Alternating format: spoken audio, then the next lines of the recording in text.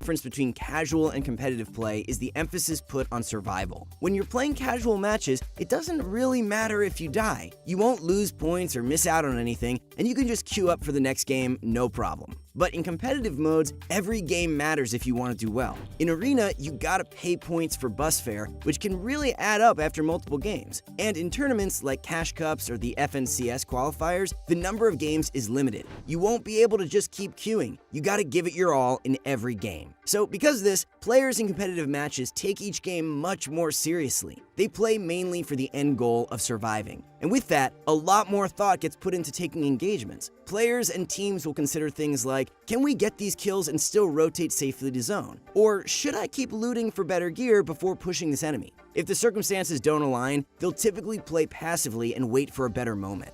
By taking a fight without a starting advantage, the risk is just so much higher than it needs to be. Remember, in all competitive modes, skill-based matchmaking exists. Players are much closer to your skill level and can put up a solid fight, so you need a strong edge if you're going to engage. Things like sneaking on a rooftop so you can spot your opponent first, or even positioning to hold enemies in the storm. These decisional plays make a serious impact on the outcome of a fight, and they're more important than you might think. Just take a look at this example from one of Tfu's qualifier matches the other night. He spots an enemy team but doesn't engage right away. He instead first asks his team if they're ready. Once backup arrives, they initiate a 3-2-1 countdown so they can all shoot at once for some serious damage. And it works. They crack the guy's shields and get him super low.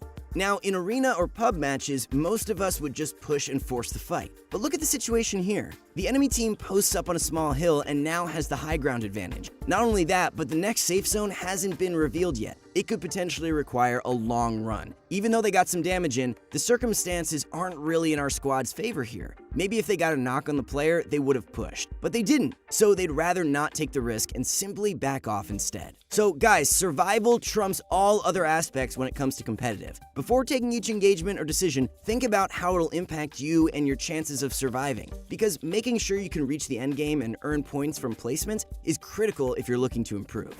You've probably noticed that competitive matches have a lot more players alive at any given point, especially during the end game. We're talking upwards of 30, 40, or 50 players alive in these really small circles. As you might have experienced or seen, trying to survive until the next safe zone during this phase is straight up brutal. So two things are very important when it comes to surviving here: mobility items and positioning. Now, I know most of you are probably saying, there's no mobility in the game right now, and yes, you're totally right. Other than giving us boats, Epic responded with a hard no to mobility this season, but it won't stay that way forever. We're bound to see mobility make a comeback at some point. Pro players usually run 1 or 2 mobility items in their loadouts. If you've just been a casual player up until this point, you might not have used mobility often in your games. And that's not necessarily bad or anything. They definitely have less value in pub matches. But in these stacked endgames, positioning is key. You need to stay ahead of the storm and set up in safe areas to avoid getting held. And mobility items, when they exist, are the easiest ways to simply move and avoid disaster in the endgame. Always carry them with you when you can. But for right now, since mobility is sadly gone, tunneling is probably the most important building technique to get down. Before Chapter 2, when it was the 7th or 8th circle, you could just toss a shockwave grenade at your feet and end up ahead of everyone. But now, you've got to rotate as soon as possible, and use tunneling in to cover yourself from enemies. If there's one building technique you need to really know for competitive, it's tunneling. Teamwork's arguably one of the most impactful areas of competitive play. I know, there are solos where you've got no teamwork. That's true, but it's always been required if you want to be successful in team-based modes. Individual mechanics play far less of a role, and how your team works together starts to matter a whole lot more. In solos, you can make choices and not have to worry about the team aspect. Like, you can push every player and you won't have to deal with being ganged up on. Or you can go loot somewhere and not have to worry about leaving your team behind. But in larger modes, if you're not working with your team, you'll lose to any opponents that are. Think about it this way. What good does some crazy phase sway high ground retake do against a team that sticks together and focuses their gunfire on you? Nothing! They'll break through your builds and kill you in no time. But if instead you stay close to your team and maybe push them together, they won't be able to focus you down as easily. So sticking together plays a gigantic role. Not necessarily all the time, since splitting up can be useful for looting or for endgame control, but in most scenarios, it matters a ton. You've got to be close by so you can help each other out. If two enemies are focusing down one of your teammates, not being there to help is a mistake. A big mistake that's typically worse than messing up your builds or whiffing a shot.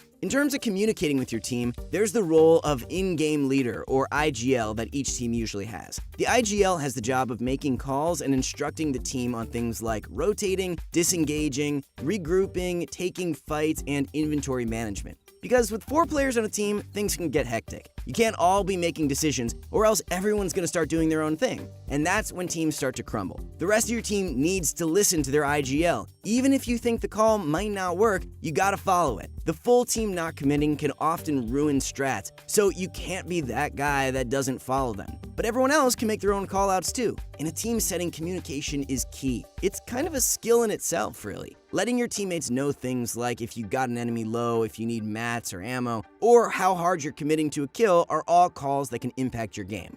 So if you're thinking of playing in the FNCS this season, knowing proper teamwork and communication is vital. When in doubt, stick with your team, make impactful callouts, and make sure you're listening for them too.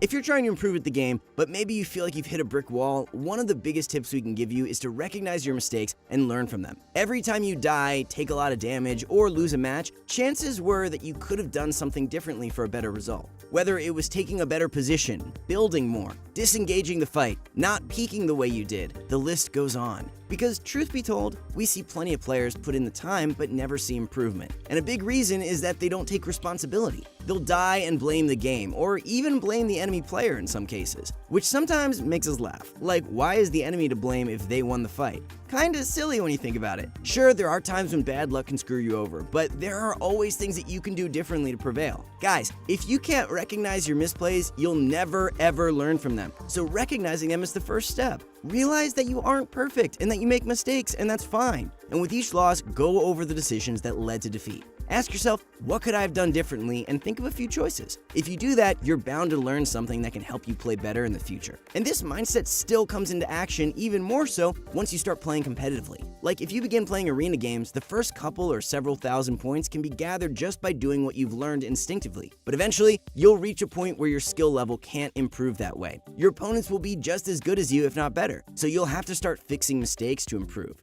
Pro players do this all the time. They even load up replays so that they can get a better idea of what went wrong. Obviously, you don't need to load up a replay for every death. But for those deaths where you're having trouble seeing the full picture, replays are a wonderful tool to use. Regardless of how you do it, if you can accept responsibility and start thinking about your losses, you'll start noticing errors. Then you can come up with ways to avoid them. And ultimately, you'll start improving. Self-analysis isn't the only thing you need to improve and compete. You also have to follow and adapt to metas. Metas are essentially strategies that become important to follow if you want to play at a high level. I'm talking about like when new items, mechanics, or playstyles are introduced. If they're really strong or found to be beneficial in some way, you gotta learn how to use them. With how often the game's updated, this is especially true in Fortnite, but it holds true in other games as well. Not following the meta can potentially ruin your chances of seeing any improvement. If you straight up refuse to use an item everyone else says is good because you don't like it, you're only limiting yourself. Like when Ninja refused to use double pumps. I don't know if you guys remember way back to like season 4 or something, but back then running 2 pump shotguns was the meta. Ninja famously refused to use them since he personally didn't enjoy using them. But eventually, after dying to so many double pumpers, he got fed up and switched to the dark side. Or what about these new strategies with Chapter 2's fishing mechanic? You can survive in the storm pretty much till the end of the game, as seen in this clip here from a player named Wonder. If your squad loots a ton of fish and heal items in slurpy swamps, you can just sit there and heal up when needed. With this clever strat, teams are gaining points for free without fighting any players. Or even without that specific strat, we're seeing plenty of pros play the last seconds of their matches in the storm now. Since fish and bandage bazookas can keep you alive for a ridiculous amount of time, it's actually safer to stay in the storm so you can avoid enemy players. Vivid does it here and ends up earning 10 points by himself just healing in the storm. Pretty crazy, right?